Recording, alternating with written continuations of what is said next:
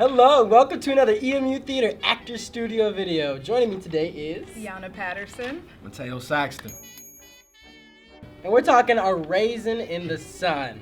Can you two give us like a little brief overview of like what the play's about? I think it's supposed to be about the working class family dynamic, but in a black perspective, family working it out and trying to like live with each other and love each other and do our best. Can you talk about your dynamic in the show and on the stage? Oh, we're so against each other.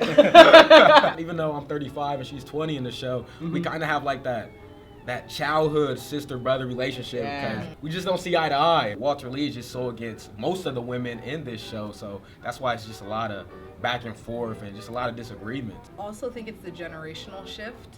He was raised in a different decade, and Benitha is getting education outside of her family, and she's exposed to a lot of progressive feminist women out there who want to go against the grain. What has been your favorite part of like the experience, the rehearsal process so far? I didn't know anyone, so getting to know people and other actors and being fitted for clothing and the personalization of everything is just amazing. Like she said, we get to try on clothes. It kind of make you feel a little important, you know? People doing the makeup on it. She's like, oh, I'm kind of a star, I guess. So. Last year, Wallace traveled to Ghana to direct Raisin in the Sun at the University of Ghana. And this year, he's directing the production here. And he's actually making a documentary of both the experiences. How has it been having cameras in the rehearsal room?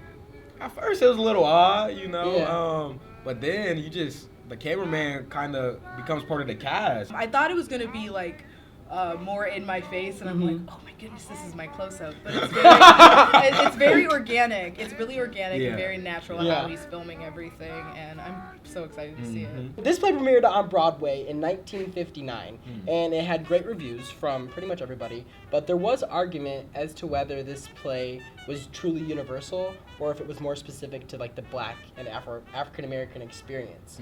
What would you say to those critics like today? I don't think it was meant to be universal. I think it was meant to just be a narrative that some people can relate to and some people just know that pain.